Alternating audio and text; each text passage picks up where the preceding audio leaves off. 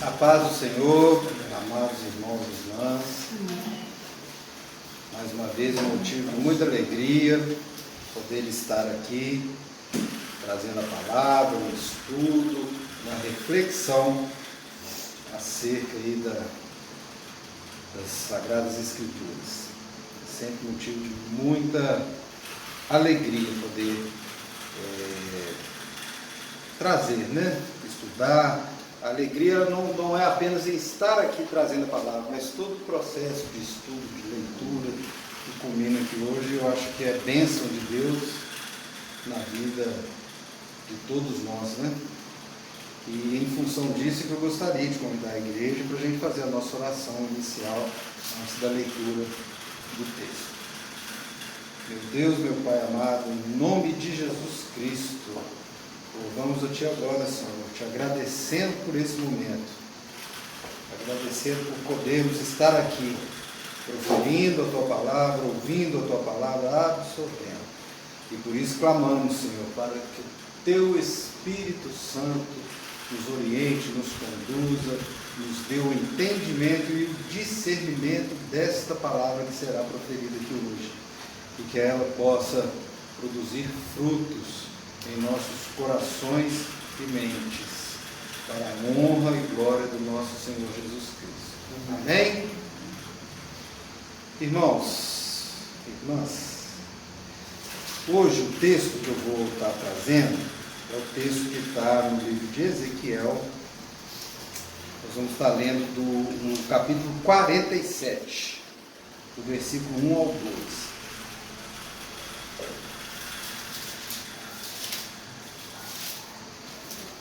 Eu preparei esse estudo hoje, Ezequiel 47, 1, 12.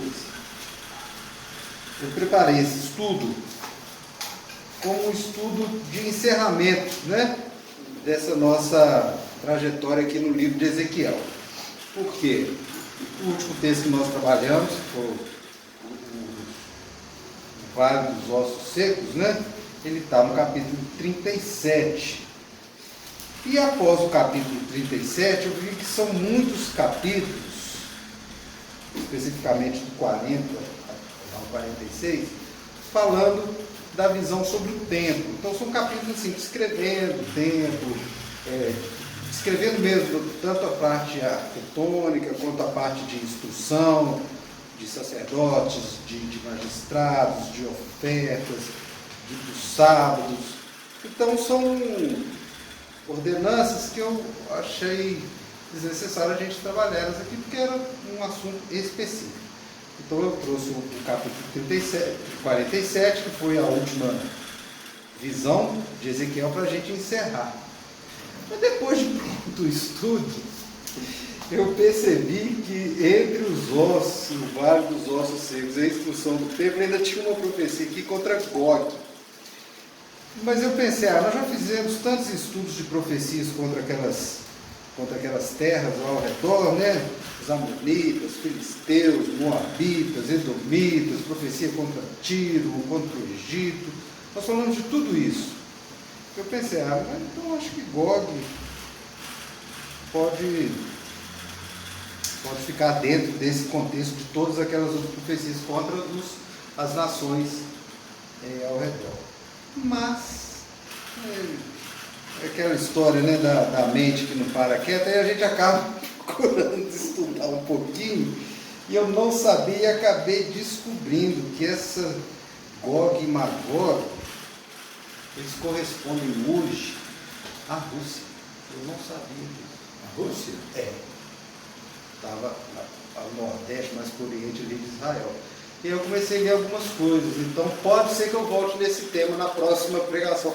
Então, o texto de hoje ele vai fechar toda a parte de Ezequiel, da visão, que é um texto muito bonito, mas conforme for eu volto nessa profecia de Gog e Magog, mas não como uma parte do estudo de Ezequiel, mas uma parte do estudo que está acontecendo hoje na Rússia, se eu ver que tem como a gente fazer algumas equiparações, alguns parâmetros. Mas isso eu vou estudar e aí a gente vê. Mas a princípio hoje seria nosso último estudo do livro de Ezequiel. Amém? Amém. Então vamos. 47, 1 a 12. A torrente das águas purificadoras. Depois disto, o homem me fez voltar à entrada do templo, e eis que saíam águas de debaixo do limiar do templo para o oriente, porque a face da casa dava para o oriente, e as águas vinham de baixo, da banda direita da casa, da banda do sul do altar. E ele me levou pela porta do norte e me fez dar uma volta por fora até a porta exterior, que olha para o oriente. E eis que corriam as águas do lado direito. Saiu aquele homem para o oriente, tendo na mão um cordel de medir. Mediu 1000 côvados e me fez passar pelas águas, águas que me davam pelos tornozelos. Mediu mais 1000 e me fez passar pelas águas, águas que me davam pelos joelhos. Mediu mais 1000 e me fez passar pelas águas, águas que me davam pelos lombos. Mediu ainda outros 1000, e era já um rio que eu não podia atravessar, porque as águas tinham crescido, águas que se deviam passar a nado, rio pelo qual não se podia passar. E me disse: viste isto, filho do homem? Então me levou e me tornou a trazer à margem do rio. Tendo eu voltado, eis que à margem do rio havia grande abundância de árvores, de uma e de outra banda. Então me disse: estas águas saem para a região oriental e descem à campina e entram no mar morto, cujas águas ficarão saudáveis.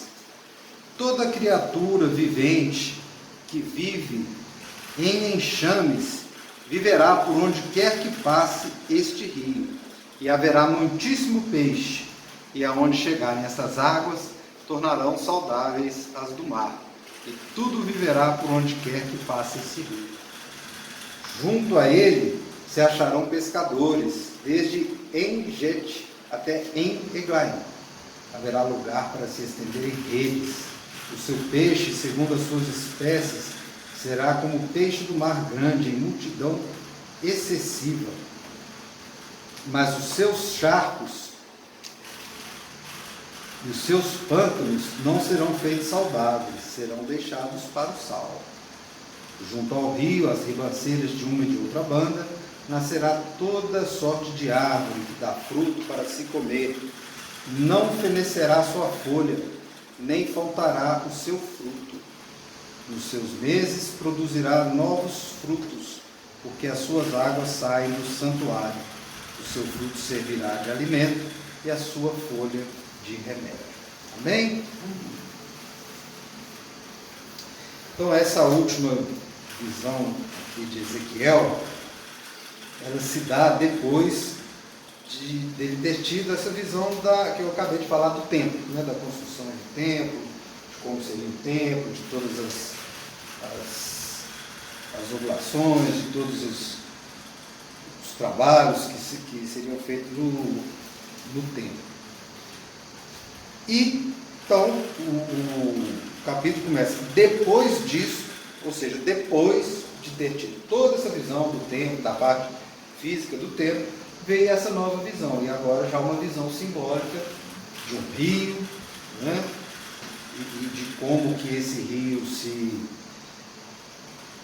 ele foi se transformando, aumentando e modificando toda a paisagem ao redor e trazendo vida.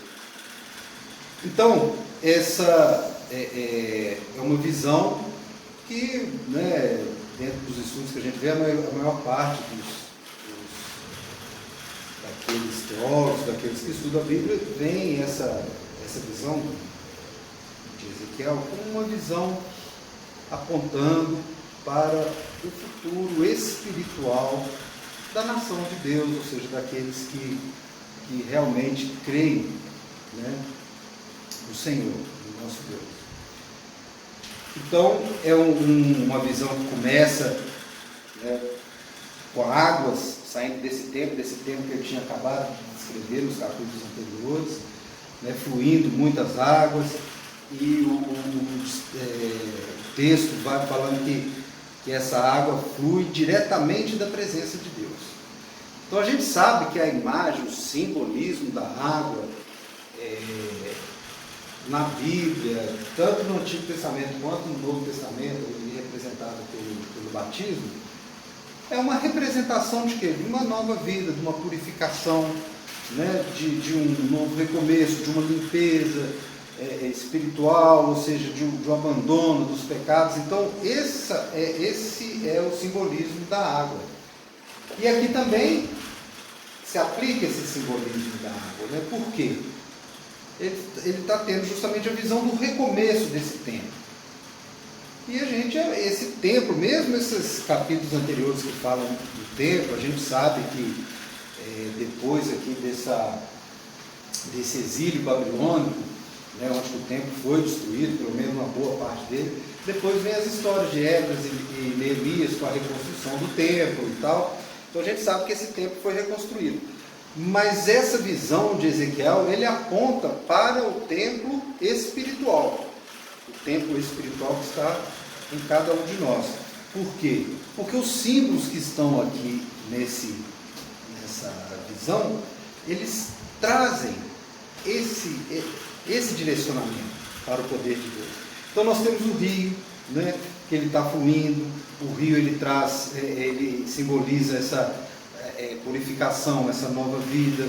Ele também pode simbolizar essa vida eterna.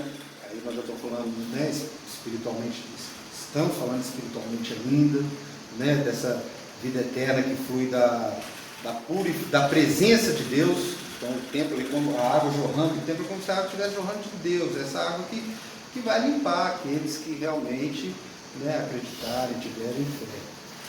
A gente vê nessa passagem também outros elementos, né? Então tem a parte do rio, da água, que representa essa purificação, e que eu vou voltar nela ao final, porque eu quero fazer uma reflexão, deixar uma reflexão final sobre essa água dos rios. Mas a gente vê outros elementos também. A gente vê a água do rio, que fala fluindo para o mar morto, né?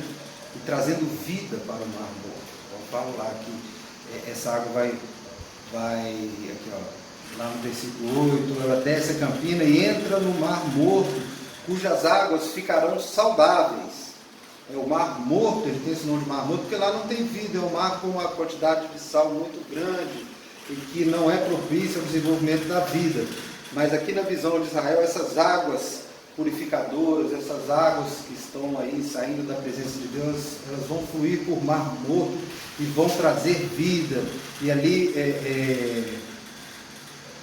os peixes, né, passarão a viver, toda criatura vivente que vive em enxames viverá por onde quer que passe esse rio, e haverá muitíssimos peixes onde chegarem essas águas. Então também isso aqui está simbolizando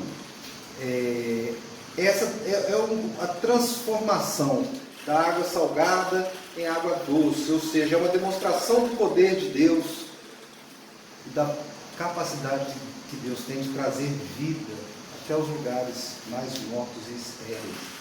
O poder de Deus é capaz de trazer vida até para aquela alma, a qual nós, no nosso julgamento humano, muitas vezes falamos, aquele ali não tem jeito, aquele ali é terra seca.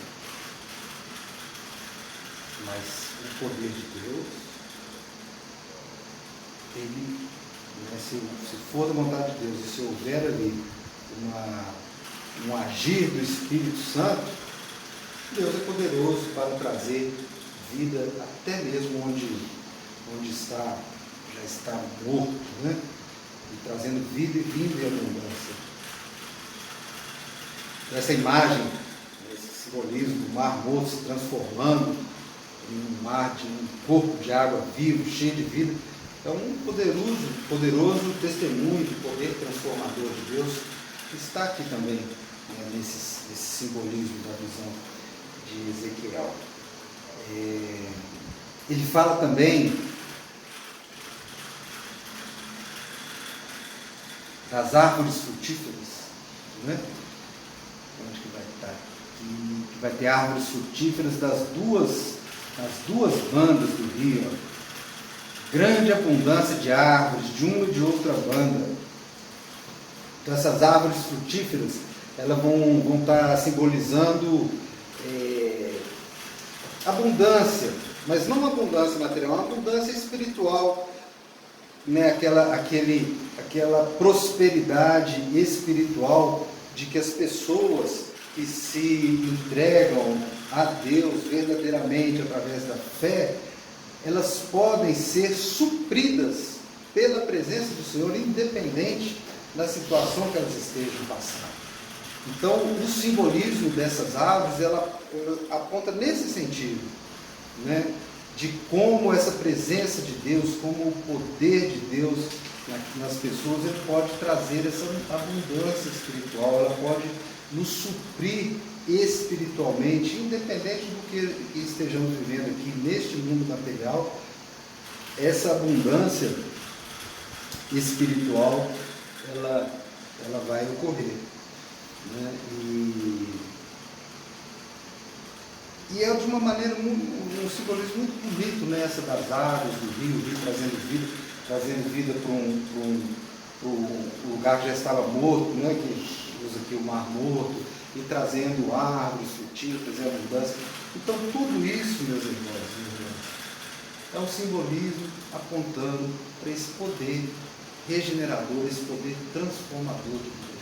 Ele vai suprir, ele vai alimentar espiritualmente, ele vai dar vida espiritual, mesmo aqueles que já estavam mortos, ele vai limpar, ele vai transformar, que é o que a gente estuda todo o tempo aqui nas Sagradas Escrituras e que vem através de Jesus como a nossa aliança final. Quando Jesus fala, o reino está próximo, então vamos abandonar os pecados, vamos mudar nossa consciência, vamos nos transformar, vamos abandonar o velho homem, vamos ser nova criatura em aliança com Deus.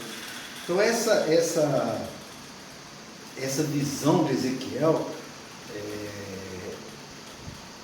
usando toda essa estrutura do templo, inicialmente, depois trazendo esse simbolismo da água, ela aponta para Jesus, porque foi no sangue de Jesus que Deus nos deu essa possibilidade de transformação.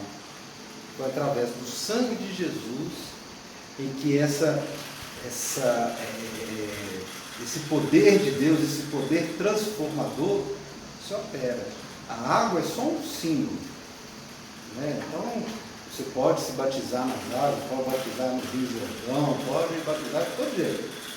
Mas se não o seu tempo, que é o coração e a consciência, não estiver voltado para Deus, para Jesus, somente as águas não serão suficientes, porque o poder não está nas águas. As águas são simbólicas, é um simbolismo. O poder está em Deus, o poder está em Jesus. É o poder transformador, como eu falei, é o poder regenerador, é o poder de suprir nossas necessidades espirituais, de transformar, né? De nos dar cura e transformação. Mas interessante também que o texto ele mantém aqui um símbolo através das águas pantanosas. Olha aqui, ó.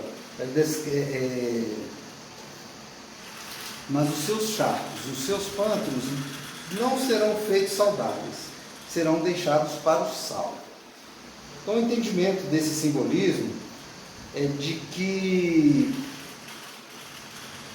mesmo as coisas negativas, charco, pântano, que não são saudáveis, serão deixados para o sal. Ou seja, o entendimento nos estudos que eu fiz de que esse sal seria de que mesmo aquele lugar que não é bom, se for da vontade de Deus, para alguma coisa ele vai servir. Porque o sal é um elemento que ele é indispensável hoje para a vida do ser humano. O nosso corpo humano, se ele for privado 100% de sal, ele vai entrar em colapso. Da mesma forma que o sal em excesso também vai trazer problemas, mas o sal é um elemento que ele é indispensável. Então, mesmo em momentos adversos, mesmo em lugares pantanosos, mesmo em lugares ali que não são saudáveis, de alguma forma pode ser transformado em bênção de Deus, se for a vontade de Deus. Então, a gente reflete muito sobre isso às vezes. Eu reflito muito sobre isso, porque às vezes a gente vê uma religião ou uma igreja determinada trazendo estudos, teologias que a gente não consegue associar à figura de Jesus, ou que são apenas meio daqueles pastores, tá, de alguma forma se beneficiando. Ou seja, seriam como se fossem os pântanos. Mas tem pessoas que ali que estão indo com uma fé tão verdadeira, que estão sendo levadas ali por um sentimento tão verdadeiro de busca, né, do Senhor, de busca de Deus, que mesmo aquele lugar ali, pantanoso, aquele lugar que não é saudável, pode ser salvo para aquela pessoa. E depois a caminhada é dela. Então, mesmo o lugar, o simbolismo desse pântano aqui, dentro desse contexto, né, que nós trouxemos aqui de estudo, desses símbolos contidos nessa visão de Ezequiel, é que esses pântanos representariam isso, que mesmo um lugar, conforme a própria palavra diz, que não são saudáveis, mas podem ser utilizados para o sal. Não podem ter outros entendimentos também de que esse sal seria uma coisa ruim, seria deixados para ser salgados, mas sendo Deus amor, sendo o Cristo, o nosso Deus para a salvação, eu entendo que essa interpretação de que Deus pode transformar e utilizar até locais não saudáveis para algum tipo de benefício espiritual, eu acho que é o mais adequado dentro do contexto de toda essa visão, e é o que eu trouxe para os irmãos. Amém? E finalizando, eu quero voltar no início da visão, porque essa questão do rio, ele traz toda essa reflexão que eu falei, das águas representando ali a transformação, vida, purificação, todos esses símbolos que a palavra nos traz a respeito da água. Mas nós podemos entender também que Deus ele tem um projeto para cada um de nós, né? Quando a gente fala que nós estamos na dispensação do Senhor, é porque nós temos mesmo que tudo que acontece em nossas vidas está dentro ali de uma direção de Deus, e que em algum momento nós vamos entender o porquê de tudo que acontece conosco. Mas o importante é que o domínio da nossa vida esteja em Deus, através do Espírito Santo. Então a obra de Deus ela vai ser voltada para isso, para essa transformação, para essa nova vida, como eu já disse aqui, um novo homem, através do Espírito Santo, né? Transformação, purificação. Nós podemos ser saciados aqui, como eu falei, na questão das águas, supridos espiritualmente, podemos ter cura, restauração. Todos esses símbolos estão presentes aqui nessa visão, o que é muito bacana, e que todos eles apontam nesse sentido de uma restauração através do conhecimento de Jesus. Mas nós sabemos que essa transformação, ela não se dá de uma vez. Ela é uma caminhada. O pastor Totó sempre fala isso, que é uma caminhada. Nós vamos caminhando, e nesse caminhar é que o Espírito Santo vai agindo, que Deus vai transformando, e nós vamos nos purificando, nos transformando, tentando abandonar o velho homem, se tornar nova criatura. E isso é um caminhar. E essa representação do rio, é interessante que ela representa esse caminhar.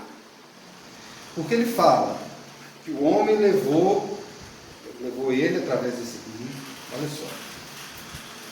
E ele até fala aqui, aí esse homem vai mediu 1000 côvados. 1000 côvados se transformou, seria como se fosse 500 metros. Então mediu 500 metros daquelas águas a água estava batendo na canela, no tornozelo. Isso representa o início da nossa caminhada espiritual, nas águas de transformação.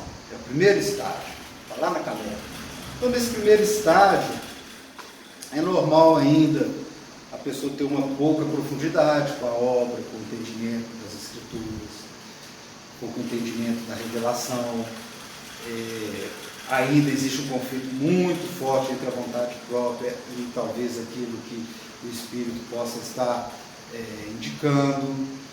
O perigo de abandono, de voltar atrás, de não seguir em frente ainda é muito grande nesse primeiro estágio. Está só ali na canela, fica fácil voltar para trás, né? Então, esse rio vai estar simbolizando dessa forma como Ezequiel colocou aqui, de etapas. A primeira etapa na canela seria esse primeiro estágio na nossa transformação, no nosso caminhar aí espiritual. Ele fala, aí mete mais 500 metros, ele vai andando, aí a água chega aos joelhos. Aí já é uma segunda etapa desse caminhar espiritual. Essa segunda etapa é onde que a gente vai estar começando a entender melhor a revelação, entendendo mais a necessidade de oração, de meditação, de reflexão espiritual.